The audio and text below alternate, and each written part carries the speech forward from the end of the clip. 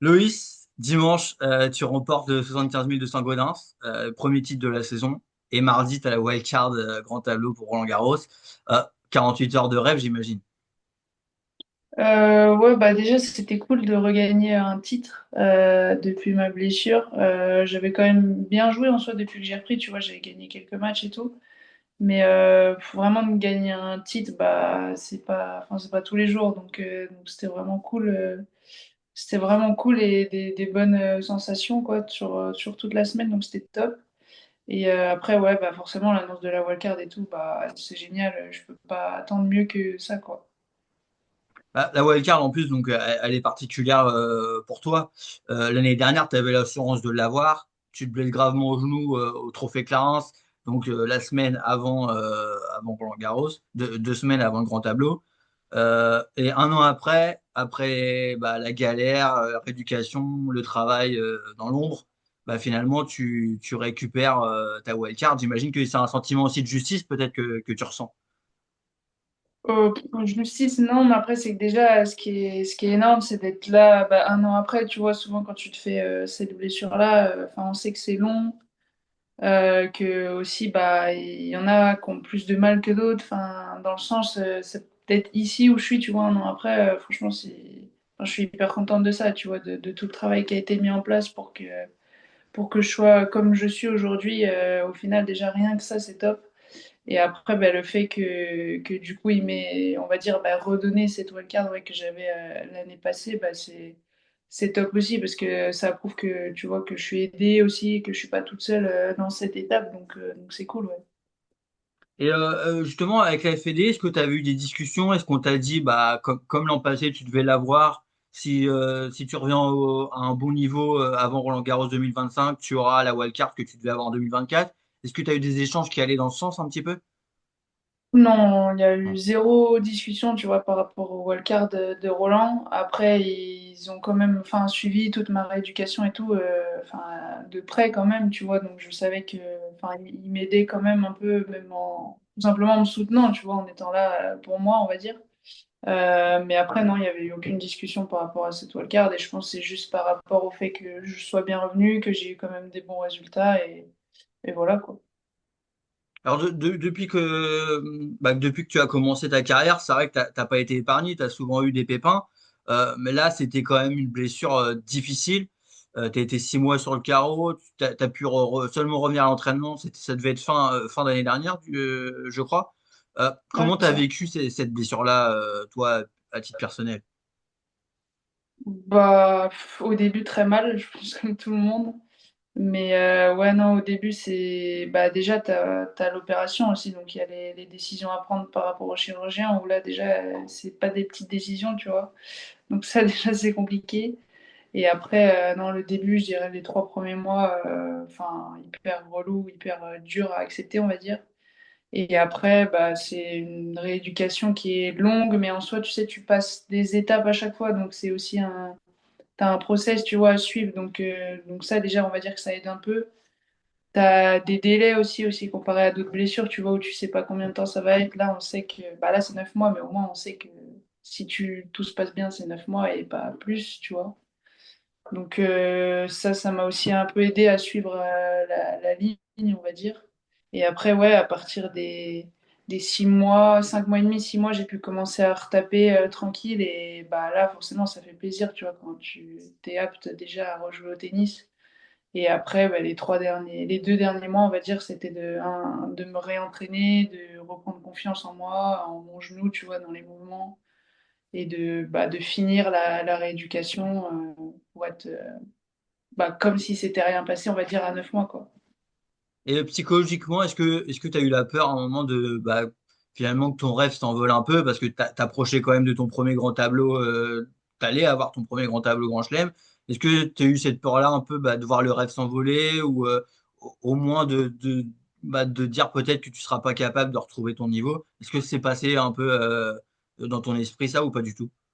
Au tout début, ouais, au moment de l'incident, tu vois, au moment où déjà tu te blesses et que tu sais que c'est cette blessure, et aussi bah, juste après l'opération, parce que enfin, juste après l'opération, t'as plus du tout le même genou. Enfin, tu peux plus rien faire avec ta jambe, tu perds tous tes muscles et tout. Enfin, et là, tu te dis, ouais, quand même, enfin, c'est chaud, tu vois. Mais après, quand les mois sont passés et tout, que même tous les kinés, tous les prépas me disaient que ça allait le faire et que tu vois qu'au final, tu progresses et que tu récupères bah, ta mobilité et ta force. Et là, à partir de là, non, je savais que j'allais pouvoir revenir et que tout se passerait bien par la suite, quoi. Alors ensuite, le comeback, tu as quand même vite enchaîné les victoires après autant d'absence. Tu avais bousculé la japonaise du Shijama qui était quand même 60e mondiale et qui avait gagné pas mal de matchs. Est-ce que tu as été surprise quand même de revenir, j'ai envie de dire, aussi forte sur le circuit, de revenir à un bon niveau comme ça?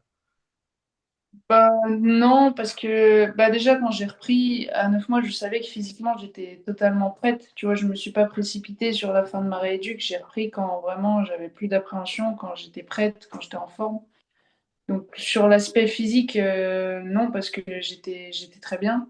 Après, c'est sûr que ouais, au départ, tu te poses un peu des questions sur les sensations parce que les matchs, j'ai eu beau m'entraîner, tu peux pas reproduire un match, quoi. Mais au final, bah, le premier match, honnêtement, était un peu étrange. Enfin, j'avais vraiment pas des bonnes sensations, tu vois. Mais après, c'est quand même revenu assez vite. Et vu que j'ai eu bah, du coup la chance aussi de gagner quelques matchs, j'ai direct enchaîné des matchs. Donc au final, c'est revenu quand même assez vite. Et l'appréhension, elle a vite été balayée. Je parle au niveau du genou, ça a vite disparu.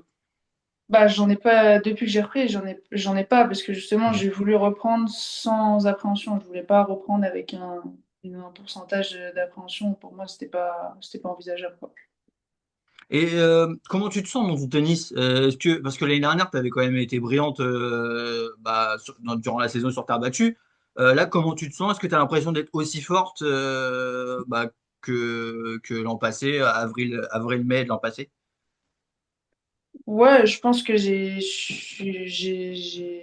le même niveau, voire mieux en soi que l'année dernière, parce que je me suis quand même beaucoup entraînée. Il y a un an qui s'est passé. Il y a, même mentalement, tu vois, j'ai beaucoup appris durant cette période. Euh, Après, c'est juste que l'année dernière, forcément, si tu comptes le nombre de victoires et tout d'affilée, après, c'est un truc où tu sais, t'es dans une espèce de confiance. On va dire même au final, tout passe pour toi. Tu vois, un point, deux points par-ci, par-là. Au final, ils vont dans mon sens. Là, ils vont moins dans mon sens. Après, tu vois, c'est la confiance qui s'engrange au fil du temps. Mais en termes de niveau de jeu, je pense que je suis même mieux que l'année dernière à la même période. Alors, ce Roland Garros, là, ce premier Roland Garros, comment tu l'appréhendes? Bah bien, enfin dans tous les cas, même, tu sais, même moi si j'avais été qualif ou quoi, dans tous les cas j'aurais été hyper contente parce que déjà bah, je le joue quoi cette année alors que l'année dernière à la même période il se passait pas du tout la même chose pour moi. Donc je suis juste hyper contente bah, déjà d'y aller, de jouer et après honnêtement j'ai quand même des gros objectifs et j'ai pour but de gagner plusieurs matchs quoi. Ouais. Ça serait quoi, justement, un premier Roland Garros rêvé pour toi? Ce serait quoi? Qu'est-ce qui te comblerait pour ce premier Roland Garros? Bah, je veux pas, je veux pas que je dise ce qui me comblerait parce que à part gagner, il n'y aurait pas autre chose.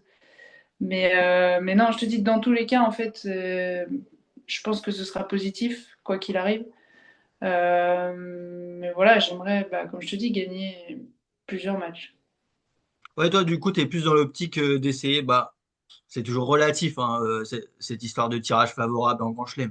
Tirage favorable, je sais pas si c'est le mot, mais en tout cas, Bah, franchement, tirage favorable en éviter Grand une très Chelem, grosse d'entrée, quoi, peut-être. ouais, après, si par chance tu la gagnes, au moins après tu t'ouvres le tableau. Donc, mais dans tous les cas, les filles, elles sont top 100, tout le monde joue bien, quoi. Donc, je suis pas sûre qu'il y ait vraiment des tirages favorables, tu vois. Et c'est toujours un rêve, tu m'en avais parlé, je me souviens d'Iga Swiatek, affronter Iga Swiatek, si tu la rencontres, ce sera sur un grand court. Ça fait toujours parties des rêves que tu as dans un coin de ta tête. Bah ouais, forcément, il y a Swiatek, Sabalenka, enfin les filles qui dominent un peu, on va dire, le tennis féminin en ce moment. Ou même rien que, tu sais, s'entraîner avec elles, de voir en fait qu'est-ce qu'elles font mieux aujourd'hui que nous pour arriver à dominer autant.